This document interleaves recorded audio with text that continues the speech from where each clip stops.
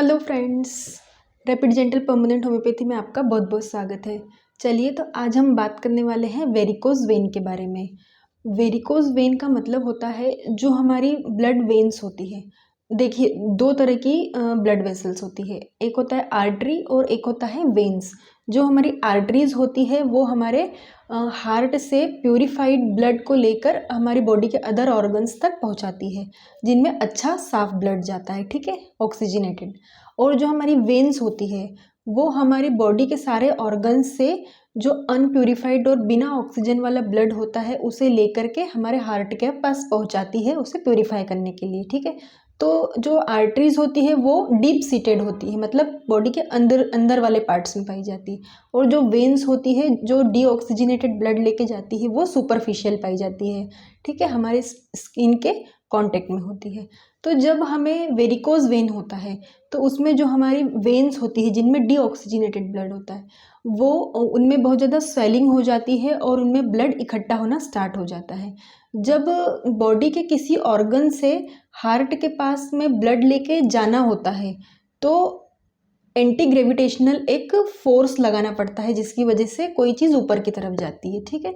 तो होता क्या है कि अगर मतलब हमारी जो वेन्स होती है उनमें कुछ वाल्स बने हुए आते हैं, वो वाल्स बहुत एक्टिवली वर्क करते हैं ब्लड को आगे की तरफ पंप करने के लिए, ऊपर उठाने के लिए। सपोज अगर वो वाल्व ना हो हमारी वेन्स में तो हमारा जितना भी ब्लड है वो ऊपर की तरफ जाएगा ही नहीं, वो बेसमेंट में ही इकट्ठा होने लग जाएगा, उसे कोई फ्लो मिलेगा ही नहीं। तो जो हमारी वेन्स होती है उनमें जो वाल्स होते हैं वो जब वीक हो जाते हैं, जब वो अपना फंक्शन प्रॉपरली नहीं कर पाते हैं तो हमारा ब्लड इजीली ऊपर की तरफ हार्ट के पास पहुंच नहीं पाता है और वो नीचे वेन्स में ही इकट्ठा होने लग जाता है, जिसकी वजह से हमारी वेन्स में स्वेलिंग होना स्टार्ट हो जाती है, एंगोजमेंट हो जाता है। इसे हम एंगोजमेंट भी कह सकते हैं, ब्लड का इकट्ठा होना। तो मोस्ट प्रोबेबली ये देखा जाता है कि ये हमारे लोअर एक्सट्रीमिटीज़ में ही पाया जाता है, क्योंकि सबसे ज़्यादा जो डिसेंडेंट पार्ट होता है वो हमारे पैर होते हैं, तो उनमें ब्लड आके इकट्ठा होना स्टार्ट होता है। तो ये ब्लड हमारा जब इकट्ठा होता है तो ये हमारे स्किन के ऊपर से इजीली हम उसे देख सकते हैं कि वेरिकोज वेन स्टार्ट हो गया है, क्योंकि हमारी जो वेन्स होती है वो सुपरफिशियल होती है, वो नेक्ड आई से हम उसे ऑब्जर्व कर सकते हैं कि क्योंकि वो बहुत ही उभरी हुई सी दिखाई देती है, तो इसे हम वेरिकोज वेन कहते हैं, ठीक है।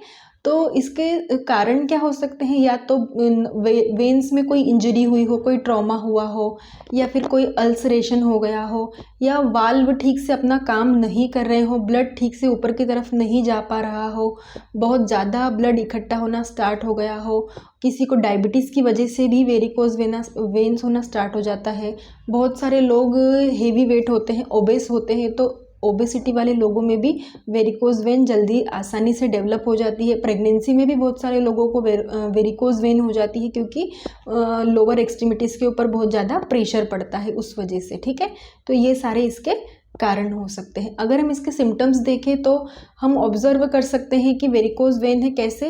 वेन्स हमें पैरों में उभरी हुई सी नज़र आएगी, इकट्ठी हुई सल बहुत ज़्यादा फोल्ड्स में हमें दिखाई देने लगेगी।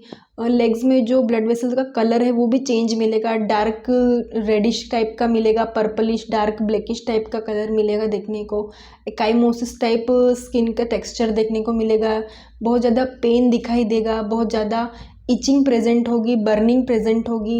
वेरिकोज वेन के साथ जनरली इचिंग देखने को मिलती है। तो अगर शुरुआती दिनों में भी अगर आपको इसकी शुरुआत होती है तब भी हम पेशेंट कहते हैं कई बार आके कि उन्हें पैरों में बहुत ज़्यादा खुजली आना स्टार्ट हो गई है, क्योंकि खुजली इसलिए स्टार्ट हो जाती है क्योंकि बहुत सारा जो लिक्विड पोर्शन होता है, जो विस्कोसिटी होती है, वो हमारे पैरों में आके इकट्ठा होती है, जिसकी वजह से स्किन हमारी इरिटेट होना स्टार्ट हो जाती है, इसलिए इचिंग बहुत ज़्यादा होती है, ठीक है। तो ये सारे सिम्टम हमें देखने को मिलेंगे।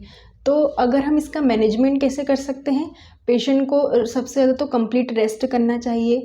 जब रात में पेशेंट सोता है तो उसे अपने सिर के लेवल से अपने पैरों का लेवल हल्का सा ऊपर रखना चाहिए, मतलब पैरों के नीचे एक आधा तकिया लगा के रखना चाहिए, जिससे कि ब्लड पैरों में इकट्ठा ना हो, ब्लड ऊपर की तरफ आए।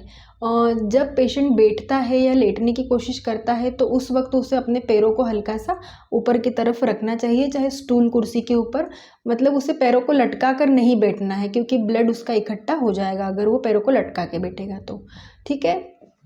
लॉन्ग आवर तक सीटिंग नहीं करना चाहिए, बीच बीच में रेस्ट करते रहना चाहिए। तो इस तरीके से हम मैनेजमेंट इसका कर सकते हैं। वज़न अगर आपका ज़्यादा है तो आपको वज़न घटाना चाहिए, वेट पुट ऑन करेंगे तो उतना ज़्यादा आपको वेरिकोज वेन एंगोजमेंट देखने को मिलेगा। तो ये सारे उसके मैनेजमेंट हो गए। अगर हम इसकी होम्योपैथिक दवाइयों की बात करें तो होम्योपैथी में इसकी बहुत ही अच्छी दवाइयाँ हैं। जैसे एक मेडिसिन है हमारे पास आर्सेनिक एल्बम। आर्सेनिक मेडिसिन हम उन पेशेंट्स को दे सकते हैं जिनमें डायबिटीज़ की वजह से अल्सरेशन हुआ हो और उसके बाद उसे वेरिकोज वेन होना स्टार्ट हो गया हो, या फिर डायबिटीज़ की वजह से वेरिकोज वेन हो और उनमें किसी तरीके से अल्सरेशन होने लग जाए, तो हम आर्सेनिक एल्ब मेडिसिन पेशेंट को दे सकते हैं। एक मेडिसिन है कार्बो वेजिटेबलिस।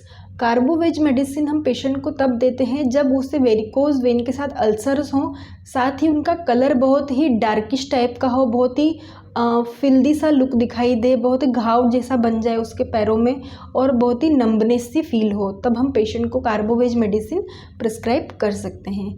एक मेडिसिन है हमारे पास कार्बो एनिमेलिस, ठीक है, कार्बो वेजिटेबलिस, उसके बाद कार्बो एनिमेलिस। कार्बो एनिमेलिस मेडिसिन हम तब दे सकते हैं पेशेंट को जब पेशेंट को जो अल्सर्स या वेरिकोज वेन है उनमें घाव होने के बाद ही बहुत ही ऑफेंसिव स्मेल आए, बहुत ही अनबियरेबल सी स्मेल हो और पेशेंट को बहुत ज़्यादा पेन प्रेजेंट हो। तो ऐसी कंडीशन में हम पेशेंट को कार्बो एनिमेलिस मेडिसिन प्रिस्क्राइब कर सकते हैं। एक मेडिसिन है हमारे पास पायरोजिनम।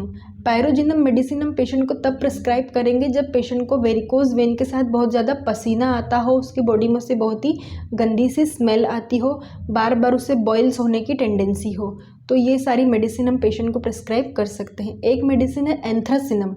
एंथ्रासिनम मेडिसिन हम पेशेंट को तब प्रिस्क्राइब करेंगे जब उसके जो वेरिकोज वेन है उसकी वजह से उसके पैर सुन्न पड़ जाते हों, बहुत ही इचिंग होती हो, बहुत ही डार्क ब्लैकिश कलर की उसकी वेन्स दिखाई देती हो, पैर के कलर थोड़े डार्किश कलर के कालेपन सा दिखाई देने लगता हो, तब हम पेशेंट को एंथ्रासिनम मेडिसिन प्रिस्क्राइब कर सकते हैं। ये सारी दवाइयाँ मैंने स्टूडेंट को लर्निंग के पर्पज़ से बताया है। आप सेल्फ मेडिकेशन करने की बिल्कुल कोशिश ना करें, कोई भी दवाई डॉक्टर की सलाह लिए बिना ना लें। हर एक पेशेंट के लिए दवाई बदल जाती है।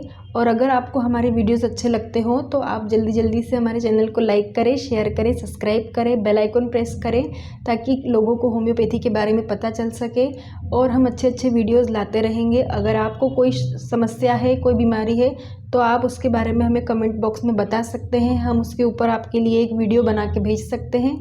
तो जल्दी से आप हमारे चैनल को सब्सक्राइब करें और इस वीडियो को लाइक करें। हमने अपना कॉन्टैक्ट नंबर डिस्क्रिप्शन बॉक्स में डाल दिया है, स्क्रीन के ऊपर भी स्प्लैश हो रहा है, आप कॉन्टैक्ट भी कर सकते हैं। Thank you so much.